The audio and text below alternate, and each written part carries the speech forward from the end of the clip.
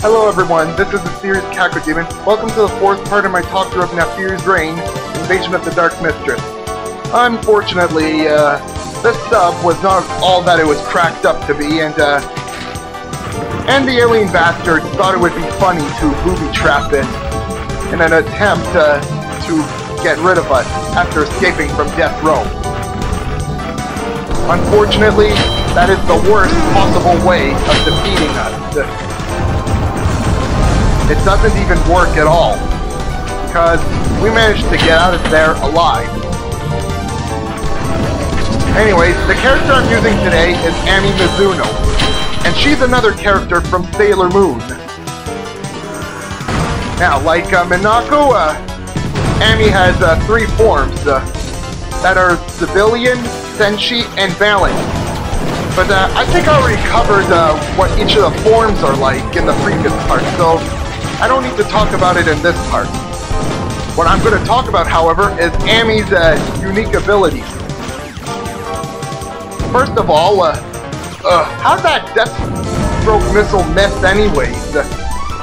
Anyways, as I was saying, Ami does more damage inside or underwater. Yeah, that's right. Ami's attacks are water-based, so it's only natural she does more damage when inside or underwater. Also, Ami has the highest amount of airtime without the scuba gear. Stylish jumping I did there. Now, before I go in, I want to make sure I activated the secret door, and it seems like I did. Now, about airtime. Without the scuba gear, different characters can only stay underwater for certain periods of time. Ami Mizuno can stay underwater for the longest time, while the big guys, Essence and Sylvanas, cannot stay underwater for so long.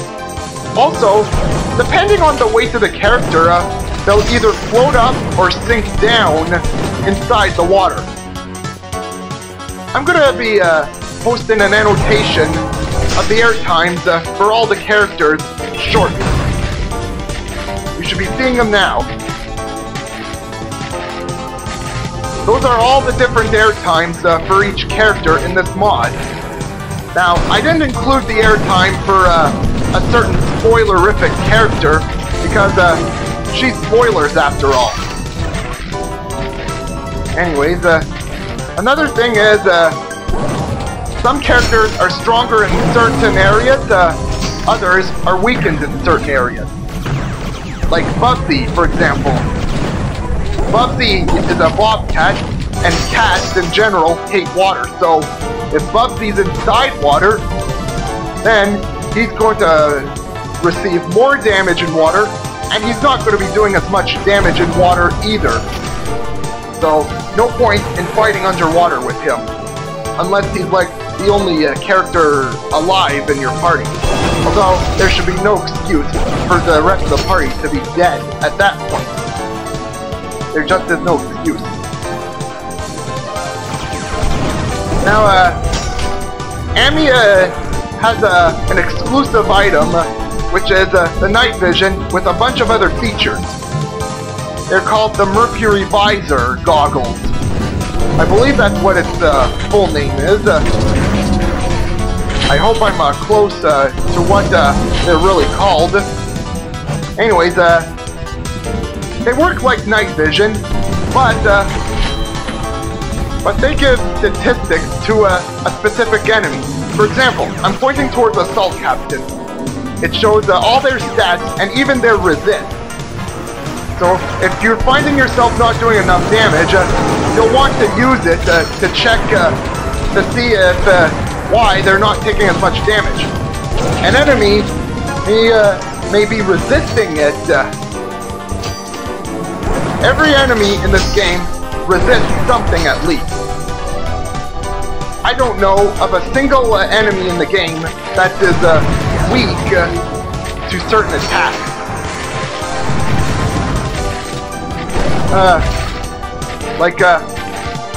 I went here just to get the secrets. Oh, by the way, you cannot carry fortune cookies at all. The fortune cookies are one of the few items you cannot carry in your inventory. So if you're one of the unlucky people whose 50% increase in health items are always fortune cookies, well, I feel sorry for you, because unlike the atomic health, you can't carry fortune cookies. And I can see where they're going at this, because who would want to have a soggy fortune cookie anyway? Oh yeah, the air bubbles, you can actually pick them up for additional air for your character's air meter, and also for their scuba gear. Initially, when I played this mod, the first thing that sprung to my mind on the whole getting air bubbles thing was Sonic the Hedgehog. Yes, Sonic the Hedgehog. And remember the zones where you're underwater most of the time?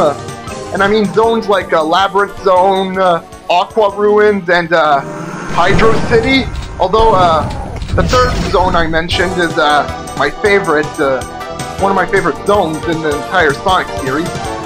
Anyways, I talked to Lord Misfit about the air bubbles thing, and he said he got the idea from Sin. Now in Sin, you can grab air bubbles and restore air to your air supply. And speaking of Sin, I didn't play much of the original game, but I've completely finished episode Emergence. It's such a shame that Virtual Entertainment had to bow down before casual game developers. I was looking forward to the next installment in Sin episodes. Why did you have to do that, Ritual? Alright, now I'm going to have to be very careful here, because if I mess up reaching the secret down there, I'm going to be a bit angry. Because previous times I've recorded this, or attempted to record this, I got crushed. And I reached it. By the way, the special item I picked up, I'll show you now. Items, this. It's the legendary medicine, or unknown medicine to be more exact. What it does is it emulates a level up without increasing the number in level to the character. It's not a good idea to take it, because according to the website description for this item, it has nasty toxins in there that promote this leveling up. So, in other words, side effects include your character getting poisoned and losing half of their health. So it's not wise to be taking this kind of item too often. However, you can negate its effects by giving the characters that took this unknown medicine with antidote and health items. Uh-oh! I'm not sticking around. Like, this part of the level is bad, especially if there's Octobrains that have icons of Defender. You know what? I should be using Duke here, because I'm inside a whole bunch of nukage. Yeah, one of the main points I'm doing with this talkthrough is using characters because of their unique abilities. Unfortunately, there's one player that has played this mod before, but he's only using Duke Nukem. I see you, Blade Knight Flame!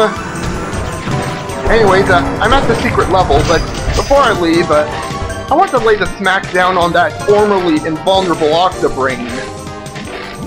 Anyways, next part, I'm going to demonstrate the unknown medicine, and how it works, and how to recover from it.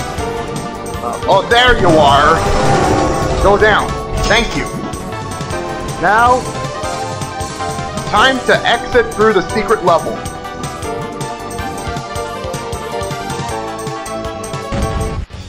And next time in Naferia's Reign, Invasion of the Dark Mistress, we go to Launch Facility. And this time, I'm going to be using a male character. And I'm very sure Lord Misfit already knows who I'm going to use for this level.